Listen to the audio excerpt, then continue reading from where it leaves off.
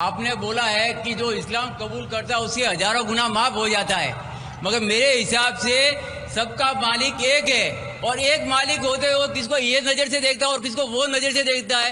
ہندوؤں کو معاف نہیں کرے گا اور جو اسلام دھرم سویکار کرتا ہے اس کو معاف کر دے گا۔ یہ کون سا اوپر والے کا قانون ہے جو میری سمجھ میں نہیں آ رہا ہے؟ بہت اچھا سوال، بہت اچھا سوال۔ مالک ایک تو سارے انسانوں کے لیے عدل بھی ایک ہوتا ہے۔ بہت اچھا سوال، بہت اہم سوال۔ بھائی کا سوال ہے کہ یہ کدھر کا مسلمانوں کو معاف کرتا ہے، ہندو کو نہیں معاف کرتا ہے؟ میں نے آپ سے کہا کہ جو انسان نام کا مسلمان ہے، اس کا نام محمد عبداللہ ذاکر ہے، تو وہ کافی نہیں جنت میں جانے کے لیے۔ مسلم کا مطلب وہ انسان جو امن حاصل کرتا ہے اپنی خواہش، اپنی مرضی سے خدا کے احکامات پہ عمل کرنے کے بعد، یعنی جو انسان اپنے مالک کے احکامات پہ عمل کرتا ہے وہ سچا انسان ہے۔ وہ نام کا کیا ہے اس کا میں کوئی لینا دینا نہیں۔ یہاں میں کہہ رہا ہوں کہ جو انسان اللہ کے علاوہ کسی کے ساتھ شرک کر رہا تھا، آج شرک کرنا چھوڑ دیا، آج اس کے گناہ معاف ہوں گے، چاہے کوئی بھی ہو۔ آپ بھی اگر کہتے کہ میں شرک کرنا چھوڑ دوں گا، اللہ کے علاوہ کسی اور کی عبادت نہیں کروں گا جو ہندو مذہب کی کتاب میں لکھا ہے، اور میں مانوں گا آخری پیغمبر محمد صلی اللہ علیہ وسلم میں، چاہے آپ عیسائی ہے، چاہے آپ ہندو ہے، چاہے آپ یہودی ہے، آج آپ اگر اپنے مالک کا کہنا مانیں گے تو آپ کا مالک آپ کو معاف کرے گا۔ لیکن اگر آپ کہیں گے میرا مالک ایک، لیکن مالک کا کہنا نہیں مانیں گے تو مالک کیسا معاف کریں گا؟ مثال کے طور پہ ایک ایگزامینیشن ہوتا ہے، ٹیچر سارے طالب علم کے لیے برابر ہے۔ ٹیچر ایک سال کے لیے سارے طالب علم، سارے اسٹوڈنٹس کو سکھاتا ہے، برابر۔ لیکن ایگزامینیشن میں جو ٹیچر پورے سال بھر سکھاتا ہے، جو طالب علم وہ ٹیچر کے سکھائے مطابق ایگزامینیشن پیپر میں لکھتا ہے وہ پاس ہو جائے گا۔ جو طالب علم ٹیچر جو سکھاتا ہے اس کے خلاف کام کرتا ہے تو ٹیچر کیا اس کو پاس کرے گا؟ چاہے وہ ہندو، مسلم ہو، عیسائی ہو، جو ٹیچر سکھاتا ہے اس کے اوپر وہ طالب علم اس کے مطابق امتحان دیتا ہے، وہ پاس ہوگا۔ آپ کا مالک، ہمارا مالک ایک ہے، ساری کتابوں میں لکھا ہے، ہندو مذہب کی کتاب میں، یہود مذہب کی کتاب میں، عیسائی مذہب کی کتاب میں، اسلام مذہب کی کتاب میں، سکھ مذہب کی کتاب میں کہ مالک ایک ہے۔ مالک کے علاوہ کسی کی عبادت نہیں کرنا چاہیے، خدا کے علاوہ کسی کی عبادت نہیں کرنا چاہیے۔ کل میں نے فرمایا تھا کہ اس خدا کی کوئی پرتیما نہیں، کوئی عکس نہیں، کوئی فوٹوگراف نہیں، کوئی پکچر نہیں، کوئی بت نہیں، کوئی مورتی نہیں۔ پھر اگر آپ مورتی دیں گے تو آپ مالک کا کہنا نہیں مان رہے۔ تو اگر آپ مالک کا کہنا مانیں گے، آپ کا نام کچھ بھی ہو، موہن ہو، کچھ بھی ہو، شنکر ہو یا عبداللہ ہو، اگر آپ مالک کا کہنا مانیں گے تو آپ سچ مچ اس مالک کے بندے ہیں۔ اگر آپ مالک کا کہنا مانیں گے تو آپ کے گناہ معاف ہو جائیں گے۔ تو یہ عربی میں کہہ رہا ہوں کہ مسلم تو لوگ کو یہ لفظ سے نفرت ہے۔ اگر نفرت ہے تو میں مسلم لفظ کو نکالتا ہوں، میں یہ کہتا ہوں جو بھی انسان اپنے مالک کا کہنا مانتا ہے اسے عربی میں کہتے ہیں مسلم۔ لیکن آپ کو مسلم شبد سے نفرت ہے، مسلم شبد کو نکال دو۔ میں یہ کہوں گا جو خدا کے احکامات پہ عمل کرتا ہے، خدا کے کلمات پہ عمل کرتا ہے، یہ مانتا ہے کہ خدا ایک ہے، اس کے علاوہ کسی کی پوجا نہیں کرنا چاہیے، وہ انسان کے گناہ وہ مالک معاف کریں گا۔ آپ اگر مانیں گے خدا ایک ہے، آپ مانتے خدا ایک ہے، آپ مانتے خدا کے علاوہ کسی اور کو پوجنا نہیں چاہیے، مانتے؟ ہاں کہ نہیں مانتے؟ آپ مانتے بت پرستی غلط ہے، آپ مانتے کہ مورتی پوجا غلط ہے، آپ مانتے کہ آخری پیغمبر محمد صلی اللہ علیہ وسلم ہے؟ نہیں مانتے۔ بولتے جیسے شیو شنکر کو پیغمبر بولتے ہیں، جیسے سائی بابا کو یہ سمجھو پیغمبر ہو گئے، یہ ہر فرشتے ایسے ایسے آتے گئے۔ آپ نے میری 15 تاریخ کی تقریر سنی؟ میں نے نہیں سنا۔ محمد صلی اللہ علیہ وسلم کا ذکر مختلف مذہبی کتابوں میں، آپ کیسٹ لیجئے، میری تقریر ہے محمد صلی اللہ علیہ وسلم کا ذکر مختلف مذہبی کتابوں میں۔ اس میں نے ثابت کیا ہوں کہ مذہبی کتاب بدلنے کے باوجود سب مذہبی کتاب میں لکھا ہے کہ آخری پیغمبر آنے والے ہیں۔ उस आखिरी पैगंबर का नाम है मोहम्मद सल्लल्लाहु अलैहि वसल्लम। आप हिंदू मजहब से ताल्लुक रखते? हिंदू मजहब की किताब में लिखा है, भविष्य पुराना पर्व 3 खंड 3 अध्याय 3 श्लोका 5 से 8 में लिखा है भविष्यवाणी मोहम्मद सल्लल्लाहु अलैहि वसल्लम की। आप पढ़ेंगे भविष्य पुराना पर्व 3 खंड 3 अध्याय 3 श्लोका 10 से 27 में मोहम्मद सल्लल्लाहु अलैहि वसल्लम का जिक्र है। आप कुंटब सुक्ता पढ़िए, अथर्वा वेद में लिखा है, किताब number 20 him number 127 shloka number 1 से 14 में लिखा है मोहम्मद सल्लल्लाहु अलैहि वसल्लम के बारे में। आप पढ़िए अथर्वा वेद किताब नंबर 20 अध्याय नंबर 21 श्लोका नंबर 6 और 7 में मोहम्मद सल्लल्लाहु अलैहि वसल्लम का जिक्र है। मोहम्मद सल्लल्लाहु अलैहि वसल्लम का जिक्र है साम वेद में अहमद जैसा, साम वेद उत्तर चिक मंत्रा नंबर 1500 लिखा है। यजुर्वेद में अध्याय नंबर 31 श्लोका नंबर 18 में। आप पढ़ेंगे ऋग्वेद किताब नंबर 8 अध्याय नंबर 6 वर्ष नंबर 10 में। आप अगर पढ़ेंगे अथर्वा वेद किताब नंबर 8 अध्याय नंबर 5 श्लोका नंबर 16 में मोहम्मद सल्लल्लाहु अलैहि वसल्लम के बारे में अहमद लिखा है। अथर्वा वेद किताब नंबर 20 हिम नंबर 126 वर्ष नंबर 14 में कई जगह लिखा है नाराशंसा। नाराशंसा मतलब वो आदमी जो प्रशंसा के लायक है। इसका अरबी में तर्जुमा होता है मोहम्मद। मोहम्मद सल्लल्लाहु अलैहि वसल्लम का नाम से जिक्र है हिंदू मजहब की कई किताब में। ऋग्वेद किताब number 1 hymn number 13 verse number 3, Rigveda किताब number 1 hymn number 18 verse number 9, Rigveda book number 1 hymn number 106 verse number 4, Rigveda book number 1 hymn number 142 verse number 3, Rigveda book number 2 hymn number 3 verse number 2, Rigveda book number 5 hymn number 5 verse number 2, Rigveda book number 7 hymn number 2 verse number 2, Rigveda book number 10 hymn number 64 verse number 3, Rigveda book number 10 hymn number 192 verse number 2, Yajurveda chapter number 20 verse number 55, Yajurveda chapter number 20 verse 37, Yajurveda chapter number 20 verse 57, Yajurveda chapter 21 verse number 31। मैं सिर्फ हवाले दे सकता हूं आपकी किताबों में से सिर्फ घंटों तक, जिसमें लिखा है मोहम्मद सल्लल्लाहु अलैहि वसल्लम आखिरी पैगंबर है। आज जो इस्लाम कबूल कर रहे हैं उनको ये समझाओ कि इस्लाम धर्म क्या है। उनको वो समझ में, मेरे भी समझ में नहीं आ रहा था इस्लाम बोलते किसको है। आपने कहा कि जो लोग इस्लाम कबूल कर रहे हो उन्हें समझाओ इस्लाम धर्म क्या है। आप नहीं समझे, वो लोग समझे इसलिए तो इस्लाम कबूल किए। आप भी समझेंगे तो आप भी कबूल करेंगे। ये 10 रोजा कॉन्फ्रेंस जो था, हमारा मकसद था बताने के लिए सारे इंसानों को इस्लाम क्या है। ये मीडिया जो इस्लाम को पेश कर रही है, ये तोड़ मड़ोड़ के पेश कर रही है। हमारा मकसद ही था बताने के लिए सारे इंसानों को इस्लाम क्या है। अगर आप इस्लाम को नहीं अब तक जाने तो बेशक कबूल मत करो। जब भी पहचान लेंगे इस्लाम को तो इंशाअल्लाह आप भी शहादत देंगे। मेरी दुआ है अल्लाह सुब्हानहू व तआला से, उस मालिक से, कि आपको हिदायत दे कि आप ये माने कि अल्लाह एक है, अल्लाह के अलावा कोई माबूद नहीं और मोहम्मद सल्लल्लाहु अलैहि वसल्लम आखिरी पैगंबर है। मैं कहूँगा वॉलंटियर से कि आपको मेरी DVD दे, मोहम्मद सल्लल्लाहु अलैहि वसल्लम का जिक्र मुख्तलिफ मजहबी किताबों में, उसमें सारे हवाले हैं।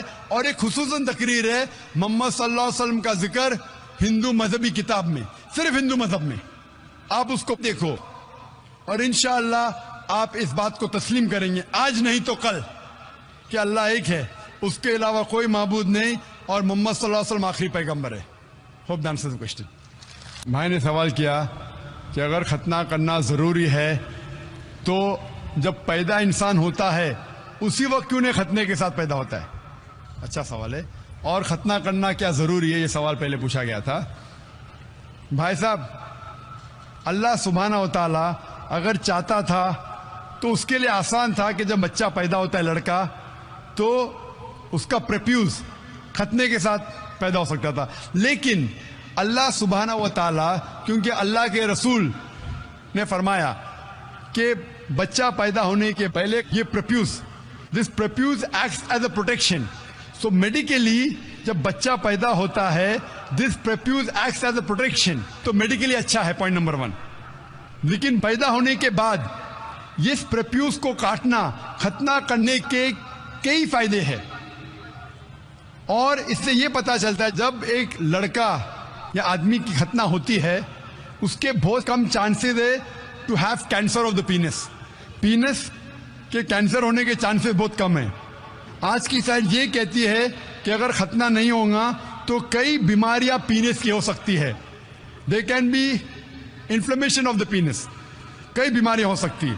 और आज साइंस ये भी कहती है कि जिस इंसान की बचपन में खतना होती है उसको एड्स के चांसेस कम हैं।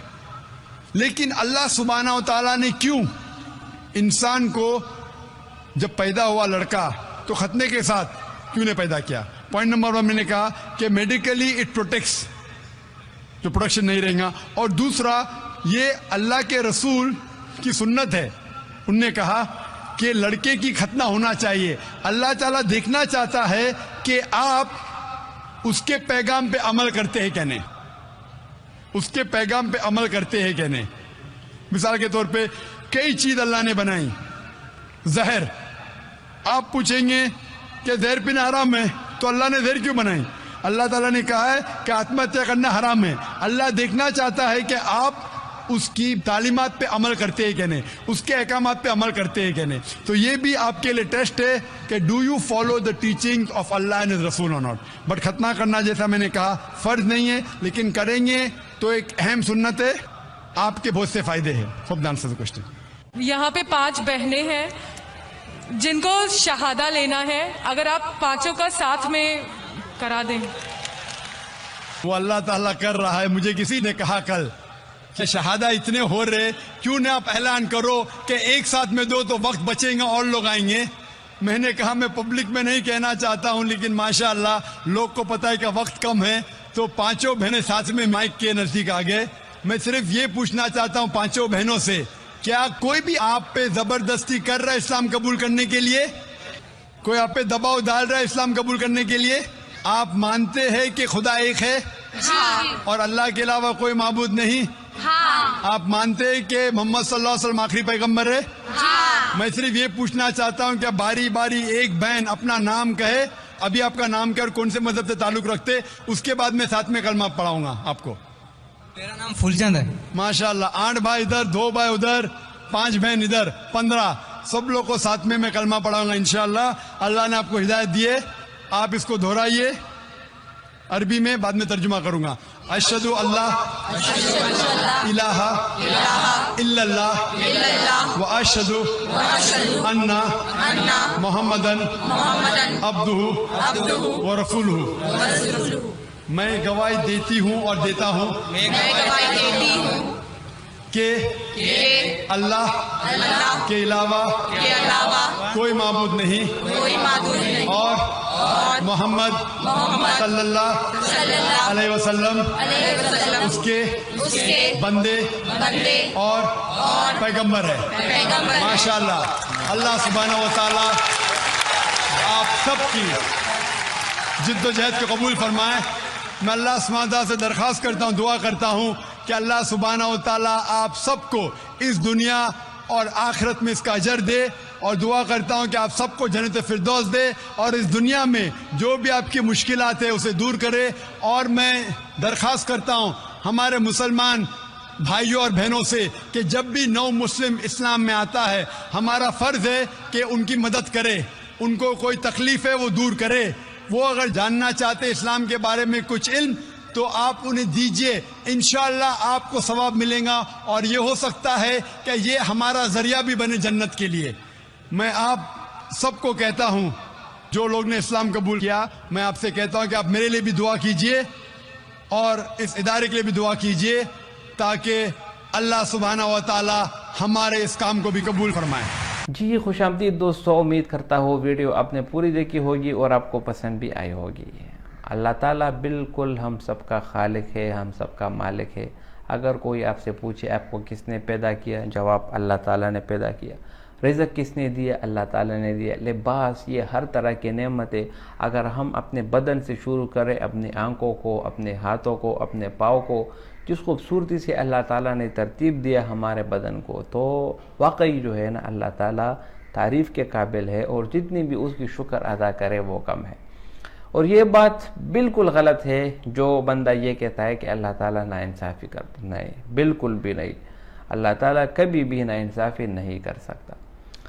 दूसरी बात यह है कि जब आपको एक खुदा ने आपको पैदा किया, आप ये मानते हो आपको अल्लाह ताला ने पैदा किया, और आपके माँ बाप को भी अल्लाह ताला ने पैदा किया, उसके बाद आपके ऊपर तरह तरह के एहसानात किए, دنیا میں اگر کوئی معمولی سا احسان کسی انسان کے ساتھ کرتا ہے تو زندگی بھر وہ احسان اس کو یاد رہتا ہے.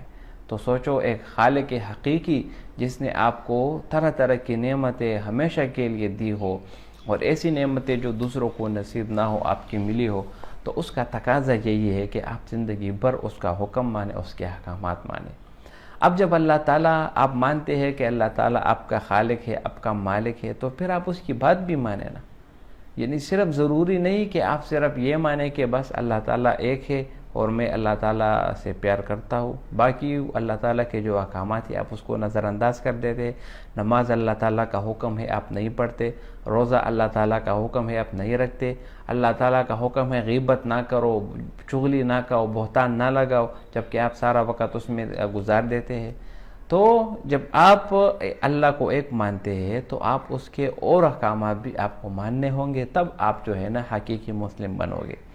اس کے علاوہ اگر آپ نہیں مانو گے تو پھر آپ اپنی جو ہلاکت ہے آپ کی، اس کی ذمہ دار آپ خود ہے.